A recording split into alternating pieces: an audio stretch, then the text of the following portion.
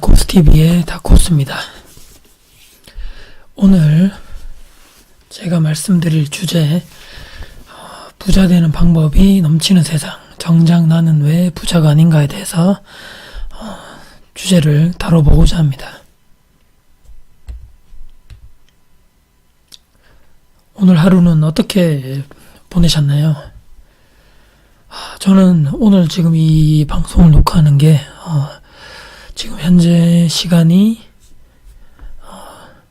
10월 3일 새벽, 그러니까 밤이죠. 12시 40분을 막 지나갔습니다. 오늘 이렇게 늦게 녹음을 하게 된 이유가 있는데요.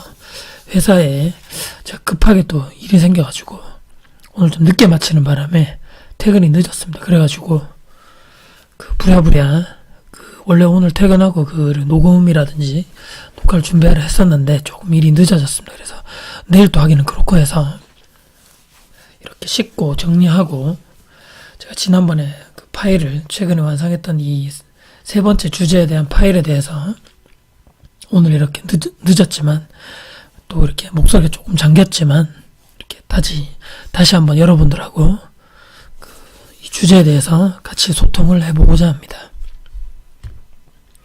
예, 바로 오늘 주제로 들어가 보겠습니다. 아까도 처음에도 말씀드렸지만 부자가 되는 방법이 넘쳐나는 세상입니다. 하지만 정작 나는 왜 부자가 아닌가? 주제가 살짝 무거운 듯 하면서도 어떻게 보면 또 편하게 이야기해 볼 수 있는 주제인 것 같기도 합니다. 그래서 이 주제를 이야기하기 전에 이 강의를 들으시는 모든 분들 스스로에게 질문 하나 내면으로 던져보는 게 어떨까 싶습니다. 나는 진심으로 부자가 되길 바라는가? 제가 지난번 영상에도 올렸었는데요.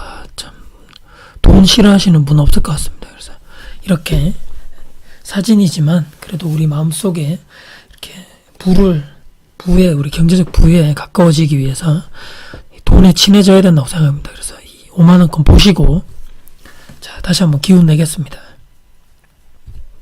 자, 여러분들 어떠신가요? 오늘 제가 이렇게 말씀드리는 거에 대해서, 또 돈을 이렇게 밝히네, 속물이네, 이런 이야기를 혹시나 마음속으로 하시는 분이 있을지 모르겠습니다. 자, 제 이야기라든지 제 채널에 들어오셔가지고, 직장인 재테크 마인드라든지, 경제적 이 자유로 가는 길, 이런 내용, 또 부동산 투자, 셀프 리모델링, 또 1인 기업 등등 관련돼서 제가 이야기하려고 이 말씀드린 주제들 잘 아실 거라 생각합니다. 부자가 되고 싶다는 생각은 인간의 본능이라고 생각합니다. 저는 지극히 개인적이지만 아마 다들 그렇게 생각하실 거고요. 재벌 2세, 3세, 금수저, 아니면 의사, 변호사, 사자, 이렇게 들어가시는 권력가의 자식분들, 이런 분들 제외하고 평범하게 초, 중, 고 다니면서 대학교 나오셔서 저와 같이 비슷한 이런 경로로 졸업하고 취업하시는 이런 직장생활 하시는 우리 평범한 직장인들, 주변에 흔히 볼 수 있는 우리 직장인들, 저 역시 마찬가지고요. 직장에 다니는 근본적인 이유가 무엇이라고 생각하시나요? 학교 다닐 때 우리가 배웠던 걸 생각해 보니까 우리 대한민국이 자본주의 사회 이렇게 되어 있습니다. 기업은 이윤 추구가 주 목적. 제가 지금 기억나는 대로 기록해 본 건데요.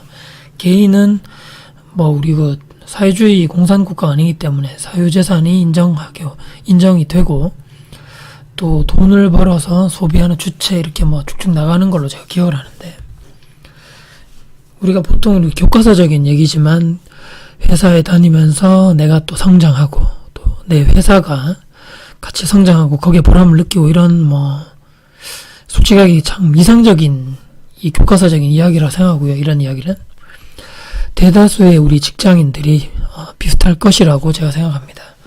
우리는 나와 내 가족의 생활, 일반적인 생활이 아니라 인간다운 삶을 살기 위해서 돈을 벌어야 한다고 생각합니다.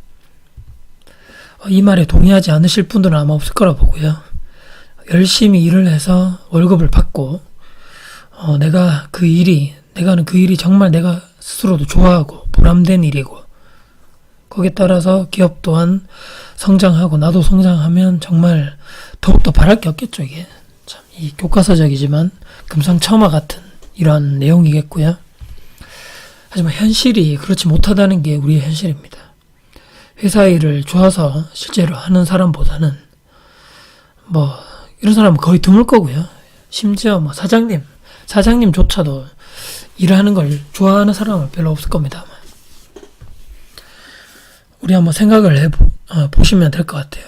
한 달에 우리 그 생활비, 밥 먹는 거 당연하죠. 식비, 교통비, 차를 운전하시는 분들, 대중교통 타시는 분도 마찬가지일 거고, 그다음 우리가 기본적으로 생활하는데 필요한 구매 관련된 카드, 비용, 또 결혼하신 분들은 애들 학교, 학원, 용돈도 줘야 되고, 저도 마찬가지지만 이렇게 부동산 또는 전세 대출 받으신 분들은 대출 원금에다가 이자까지 갖고 계실 거고요, 아마.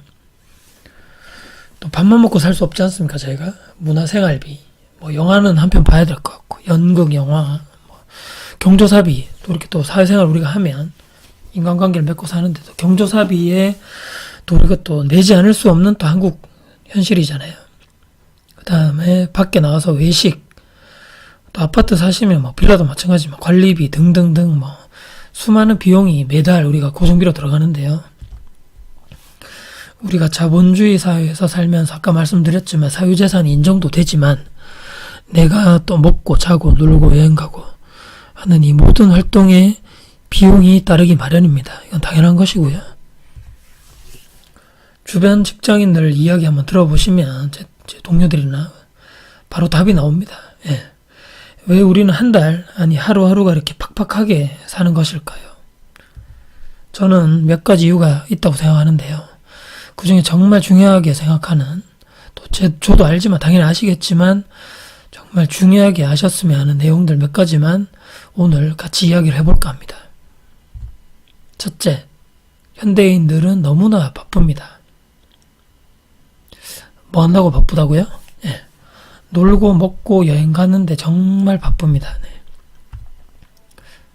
사진으로 보시면 비행기 타고 우리나라 이렇게 해변으로 해외에 이렇게 좋은데, 우리 어떤 해변가인데 휴양을 위한 해변가겠죠. 어디 동남아 지역 이렇게 하와이라든지 이런 데일 것 같고, 또 이렇게 외식 레스토랑이라든지, 그 다음에 오른쪽 밑에 사진은 요즘 인터넷이라든지 폰도 마찬가지겠지만 카드로 바로바로 결제가 되기 때문에 이런 구매 관련된 비용들,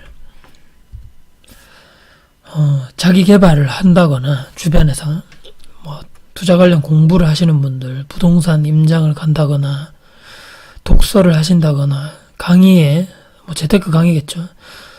참석하시는 분들이 저는 모르겠습니다. 제 주변에는 그렇게 많이 없는 정도가 아니고 거의 제 주변에는 거의 보지 못했고요. 아마. 생산적인 일에 시간을 투자하기보다는 소비적인 활동에 내 모든 시간 플러스 돈을 다 쏟아붓는 것 같습니다. 물론 저도 직장인이기 때문에 이해가 안 가는 게 아닙니다. 요즘에 주 52시간, 주 5일째, 주말에도 일 있으면 근무해야 되고, 야간에도 갑자기 또 일이 생기면 나가야 되는 또 직장인들도 계실 거고요. 그렇기 때문에 회사에서 내 모든 시간이 묶여 있다고 봐야 되는데요.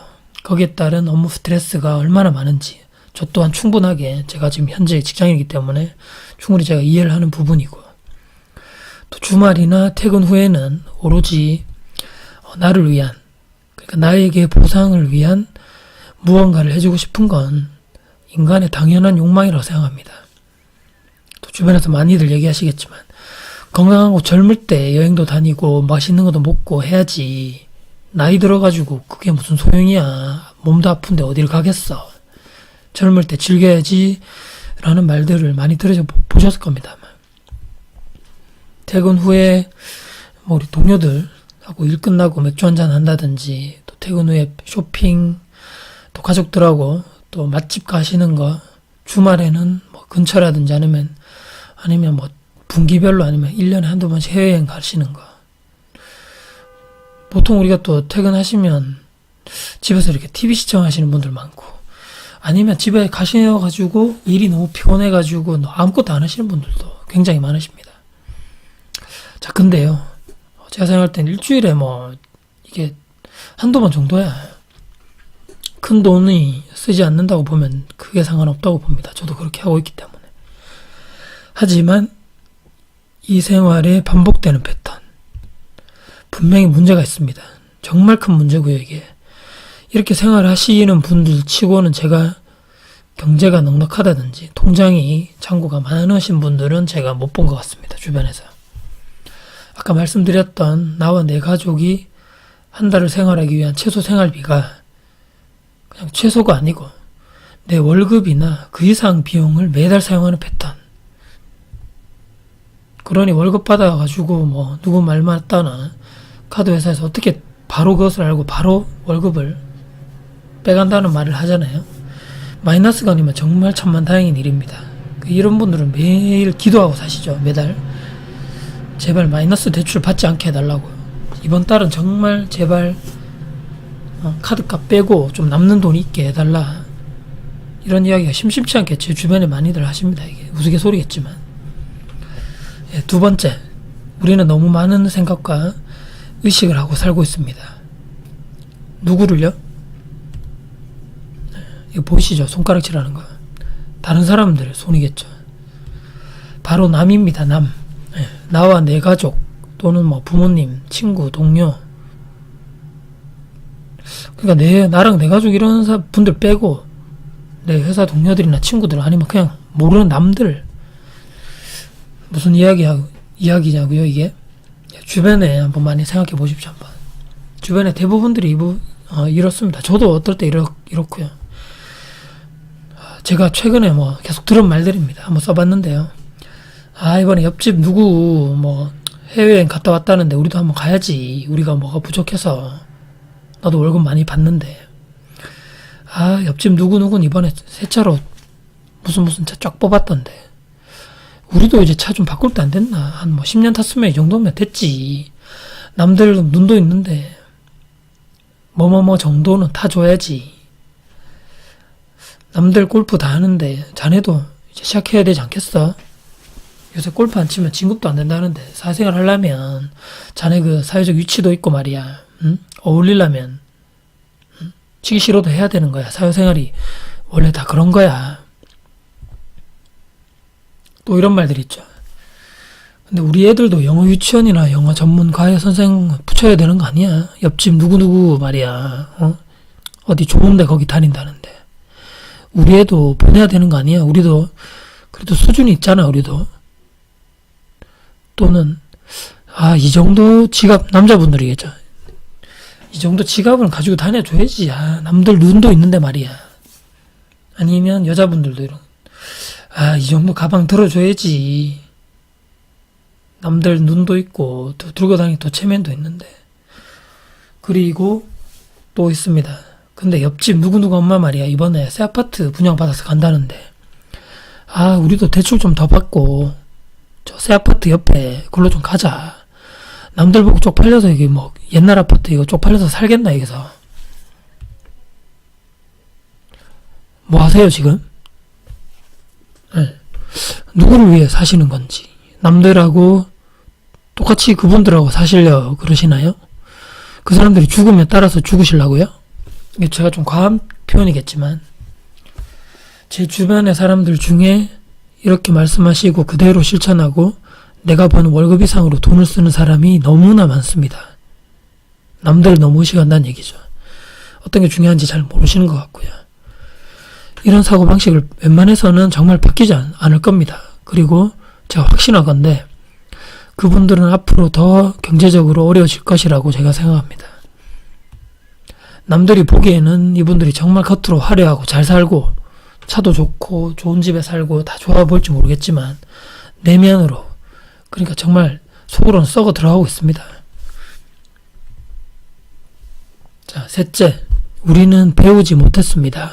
이렇게 말씀드리면 제가 이렇게 우리나라 교육열이 세계 제일 최고라는데 무슨 배우지 못했다는 게 뭐를 배우지 못했다는 얘기야. 이렇게 말씀하시는 분들이 있을 것 같은데요. 파이낸스, 예, 왼쪽 상부 사진입니다. 경제 관련된 펀딩, 어떻게 돈을 모아서 세이빙, 모으고 이렇게 이익을 얻는지 투자를 해서 투자 관련된 이 사진들입니다. 전부 다. 학교 다닐 때 한번 생각해 보시면 우리는 입시를 위한, 그러니까 대학교 입시겠죠. 대학 진학을 위한 공부만 했습니다. 사실 단순한 암기 위주 과목이 많았고 입시 위주, 영수 뭐 이런 거겠죠. 사회에 나오셔가지고 정말 쓸모있던 지식이던가요. 이게 살아가는데 피타고라스 정의가 정말 필요합니까? 미적분이 어디 사용하던가요? 물론 이쪽으로 그 과목을 전문적으로 교수님이라든지 그쪽 관련된 학문으로 계속 연구하시는 학자분들은 당연히 계속 해야 되겠지만, 이런 게 사실 현장이 아니죠. 사회에 나오시면 이런 지식 자체가 거의 쓸모가 없습니다. 제가 볼 때는. 다 일률적인 교육 환경에서 우리나라 학생들의 주입식 교육으로 이런 교육, 이런 수학적인 얘기겠지만 거의 다 동일하다 생각하고요. 정말 이런 교육이 필요가 있냐 한번 생각을 해봐야 될 것 같습니다. 제 개인적으로 가장 안타까운 부분이 학교에서 이런 왜 경제 관련 공부를 왜 안 시켜주냐. 저도 배운 기억이 없고 지금도 제가 알기로는 경제 관련돼서 일부 조금씩 배우는 것 같은데 거의 이런 게 없는 것 같아요. 일부러 혹시나 그런 거 아닌가 싶기도 하고, 기득권을, 제 생각이지만 기득권을 가지신 일부 소수의 엘리트 그들만이 모든 권력을 쥐고 우리에게는 그냥 자기들이 만든 룰 안에서 살아주길 원하는, 음모론 그런 건 아니고요. 우리가 정치, 사회, 경제 등등 이렇게 돌아가는 것을 빠삭하게 안다면 정치인들이라든지 경제인들이 과연 평범한 국민 우리들을 무시하겠는가? 이렇게 제가 한번 생각을 해봤는데요. 아무튼 우리는 그래서 몰라서 부자가 못 되는 겁니다.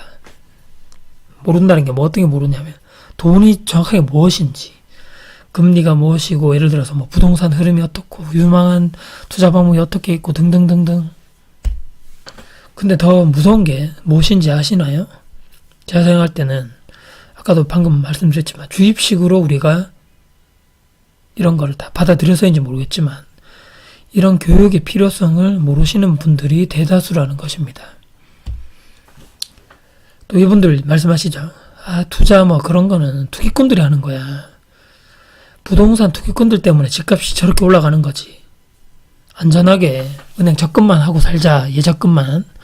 투자하다가 망하면 큰일 나지. 근데 또 이런 얘기 하시죠. 근데 이번에 주식 있잖아, 그거. 어떤 거 사야 대박 좀 나지, 그거? 뭔가요, 이게? 자, 좀 이중적인 생각을 가신 것 같고, 주식으로는 또 돈을 벌고 싶으신가 봐요, 또. 네. 그렇기 때문에 우리가 경제 관련 공부를 하고, 투자 관련된 책이라든지 오프라인 강의 참석하셔도 되고, 아니면 유튜브 요즘에 많이 나오는데 강의, 아니면 전문가들의 또 글이라든지 이런 거를 보셔야 되는 이유가 바로 여기에 있습니다. 그들, 즉 특권층들이겠죠. 기득권들, 소수의 기득권들의 놀이개가 되지 않으려면요. 그리고 내가 공부를 해야지 이 많은 수많은 방법들 중에서 나에게 맞는 투자 방법을 찾는 기준과 원칙을 내 스스로 정할 수 있다고 생각합니다. 네. 그리고 마지막으로 제가 생각하는 세상에 부자 되는 방법이 많은데 나는 왜 정작 부자가 아닌가에 대한 이유. 네. 뭐라고 써있습니까? 네. Just do it. 알면서도 실천하지 않는 삶. Just do it이란 말이 그냥 좀 하세요. 우리나라 말로 그렇게 해석이 된다 그러네요. 알면서도 우리는 실천하지 않는 삶을 살고 있기 때문입니다. 부동산 투자, 이렇게 투자 방법들 제가 그냥 생각나는 적어봤습니다. 갭 투자, 월세 투자, 수익형 부동산, 원룸 다가구, 빌라, 오피스텔 이런 거겠죠. 재개발, 재건축, 분양권, 또는 주식, 펀드, 해외 채권, 주식, 부동산, 국내 채권, 예금, 적금 등등등 이거 말고도 제가 생각하는 거 말고도 훨씬 더 많은 투자 방법이 있을 거고요. 이 투자 방법들이 갑자기 하늘에서 뚝 떨어졌느냐?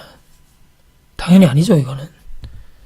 대한민국이 생기고 투자 방법이 계속 이렇게 주기설로 있다고 하는데 바뀌었지만 투자하는 방법들이 투자를 해서 부자가 되는 방법들은 예전부터 몇십 년 전부터 존재를 했었습니다, 이게. 혹시나 도서관 가보신 분들은 아실 겁니다. 예전에 이렇게 투자 관련된 책들 보시면 그 사이클이 있겠지만 예전부터 수많은 이 투자 관련 책들이 계속 출판되었었습니다. 지금도 마찬가지고요.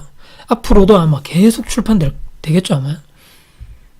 투자 관련된 수많은 칼럼들, 블로그, 또는 수많은 오프라인 강의, 유튜브, 또는 동호회, 모임, 투자 상담 등등등 세상에 부자 되는 방법들이 넘쳐납니다. 정답들이 너무나 많습니다. 그럼에도 불구하고 왜 이 수많은 우리 대부분 평범한 직장인들 또는 일반 자영업자들 중에서 일부만 부자가 되고 거의 99%를 해야 되나요? 대다수의 사람들이 처음에 말씀드린 대로 이렇게 힘들게 빡빡하게 살까? 제가 가장 이 주요 원인 중에 가장 최대 그거라 생각하는 게 방법은 이렇게 많은데 내가 하지 않기 때문입니다. 즉 방법과 정답대로 하지 않기 때문. 저는 이 이유가 가장 부자가 되지 못하는 핵심적인 이유라 생각합니다. 많은 책을 보고 또 공부하고 이런 쪽으로 완벽하면 뭐 하나요? 실제로 실전 투자 한 번도 안 하신 분들이 정말 많습니다. 공부하시는 분들도 중에도. 우리 연초 2018년도, 올해가 2018년도인데요.